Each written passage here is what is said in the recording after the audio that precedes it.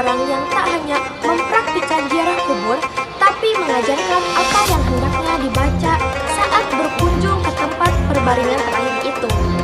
Dilansir dari NU Online, dalam Sahih Muslim dipaparkan bahwa setiap kali keluar rumah pada akhir malam menuju Baqi atau makam para sahabat di Madinah yang kini menjadi makam Rasulullah sendiri, Rasulullah menyapa penduduk makam dengan kalimat berikut. Rasulullah mengajarkan bacaan dengan redaksi lain namun dengan substansi yang tetap mirip, yakni mengucapkan salam, mendoakan kebaikan bagi ahli kubur, dan menyadari bahwa peziarah pun suatu saat akan berbaring di dalam tanah. Berikut jawaban Rasulullah. Jawaban Nabi atas pertanyaan Siti Aisyah yang terekam dalam Sahih Muslim itu sekaligus memberi isyarat bahwa ziarah juga bisa dilakukan oleh kaum perempuan. Hanya saja, para peziarah dilarang menangis di atas kuburan.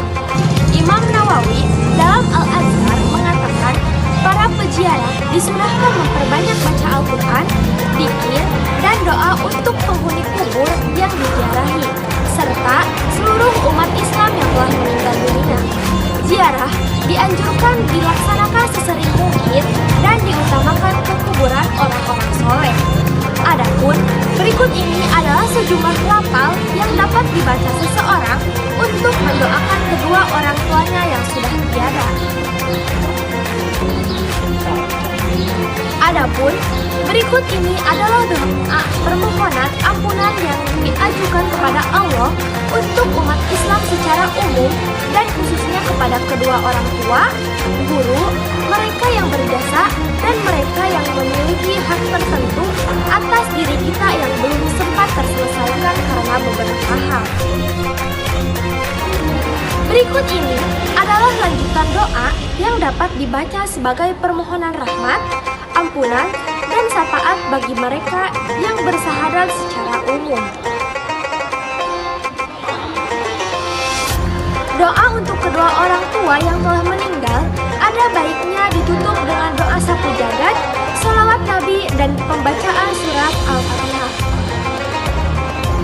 Untuk yang selanjutnya yaitu talqin. Rasulullah SAW memerintahkan agar mentalkin atau membimbing orang yang sakaratul maut dengan mengucapkan syahadat tauhid. Menurut sebuah riwayat, orang yang mengucapkan la ilaha illallah menjelang ajalnya maka akan masuk surga. Imam An-Nawawi mengatakan dalam fatwanya bahwa mentalkin orang yang sakaratul maut adalah sunnah. Kesunahan ini mengacu pada hadis yang termuat dalam Sahih Muslim. Disebutkan Abu Sa'id Al-Khudri radhiyallahu anhu meriwayatkan bahwa Rasulullah SAW bersabda,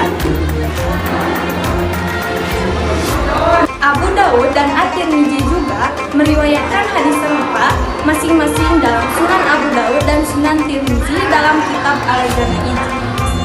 Adapun Imam Samsuddin Al-Qurtubi menjelaskan dalam kitab At-Tadazkirah, para ulama menyebutkan mentalkin orang yang meninggal dunia dengan kalimat tauhid ini merupakan sunnah maksurah, tradisi yang dicontohkan dari Nabi Muhammad SAW yang kemudian dilaksanakan oleh kaum muslimin.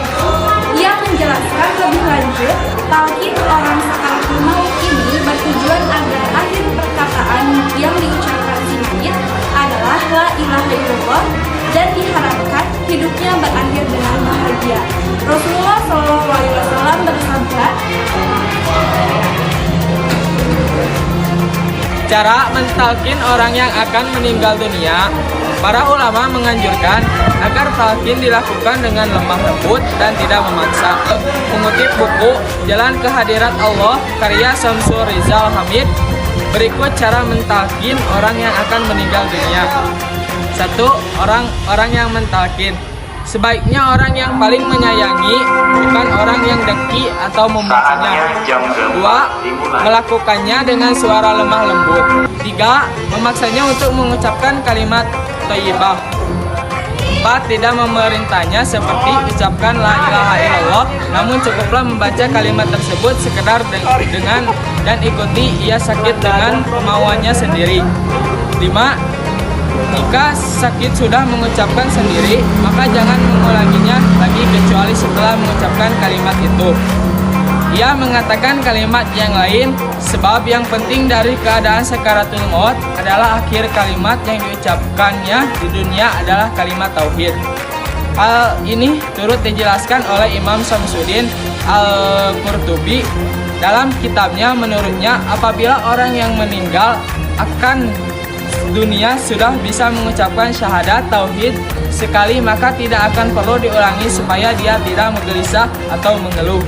Dari definisi An-Nawawi di atas yang dilansir dari NU Online, dapat ditarik beberapa poin yang merupakan tujuan dari takziah.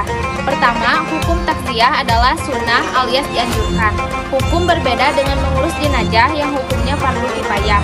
Artinya, walau jenazah sudah ada yang mengurus, takziah tetap disunahkan. Dasarnya adalah saling menolong antara sesama muslim dalam kebaikan dan ketakwaan, sebagaimana firman berikut. Tolong menolong termasuk takziah juga didasari oleh hadis Rasulullah SAW.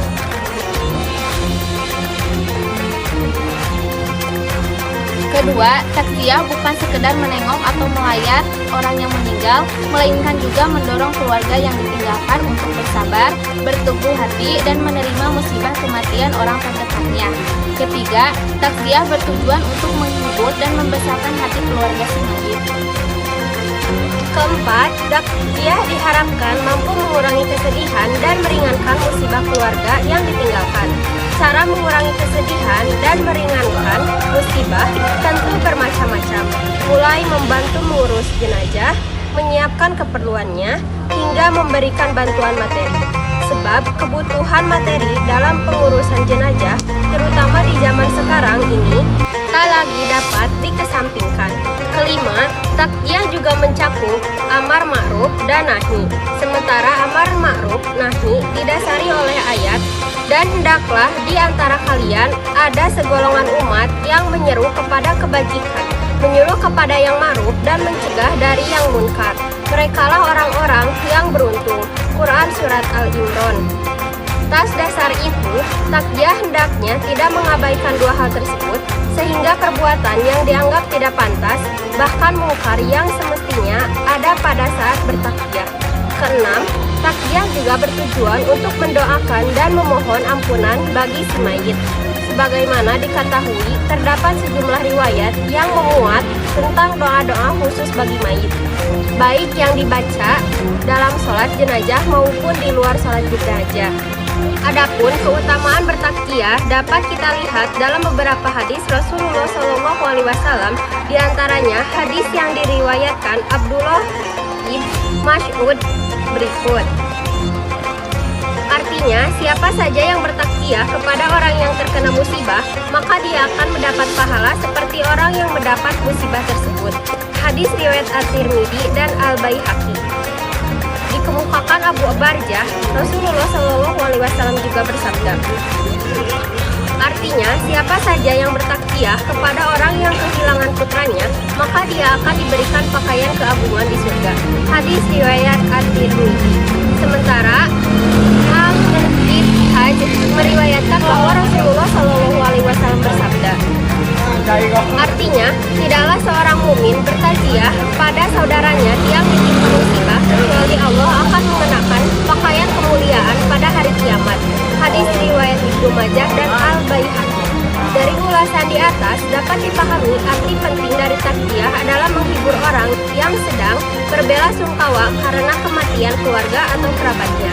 Dengan memahami makna takziah, diharapkan tak dapat menyalahartikan kehadiran kita yang justru dapat memberatkan atau menambah kedukaan sahibul musibah.